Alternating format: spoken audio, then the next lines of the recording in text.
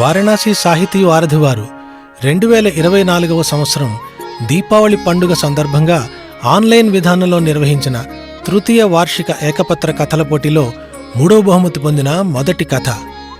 కథ పేరు ఎందుకో ఆ కన్నీరు. రచయిత ఏ. ప్రశాంత్ విఘ్నేష్.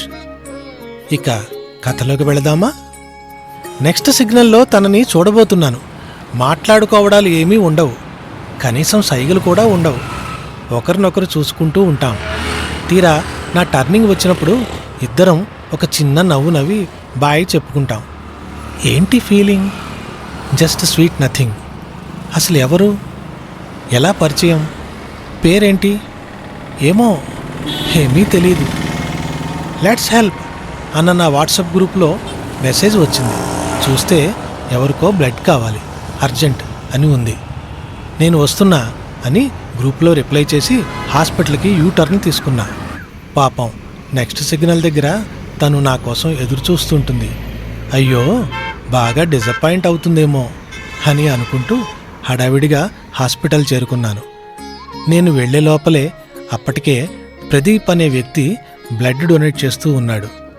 నర్సు ద్వారా ఈ విషయం తెలుసుకుంటున్న నన్ను ఒక వ్యక్తి వచ్చి పరిచయం చేసుకున్నాడు.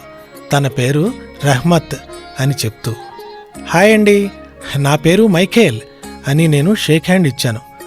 రక్తం కావాలని మెసేజ్ పెట్టిందే, పావు గంటలో వచ్చారు, చాలా థ్యాంక్స్ అండి. నేను ఇలా ఎవరితోనో ఫోన్లో అలా నాన్నకు బ్లడ్ కావాలి అని మాట్లాడడం విని మా డ్రైవర్ ప్రదీప్, సార్ నాది ఓ నెగటివ్ బ్లడ్ గ్రూప్, నేను ఇస్తాను సార్ అని అన్నాడు. ఇదిగో అతనే బ్లడ్ ఇస్తున్నాడు అని ప్రదీప్ను చూపించాడు. ఇలా మాట్లాడుకుంటూ బ్లడ్ బ్యాంకు నుండి కారిడార్లోకి నడిచాం. దూరం నుండి ఒక ఆవిడ, తన పక్కనే ఉన్న ఒక 6-7 ఏళ్ల పాప నన్ను చూస్తూ ఉన్నారు. ఆ పాప పరిగెత్తుకుంటూ మా వద్దకు వచ్చి హాయ్ అంకుల్ అంది. అరే బేటా మున్ని అంటూ రహ్మత్ ముద్దు పెట్టుకుని, అచ్చా ఈ అంకుల్ నీకు ముందే తెలుసా అని అడిగాడు. అవును సార్, తను రోజు బస్సులో స్కూల్కి వెళ్తూ ఉంటుంది.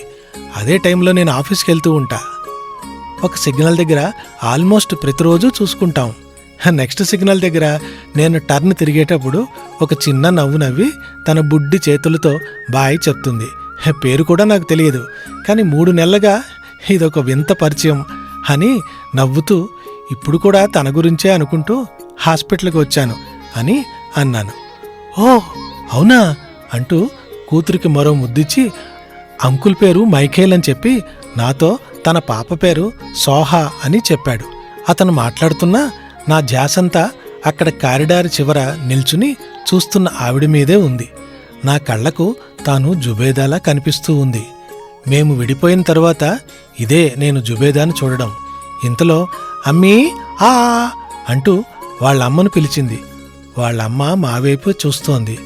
జుబేదా అంత దూరం నుండి నన్ను గుర్తుపట్టలేదేమో అని అనిపించింది.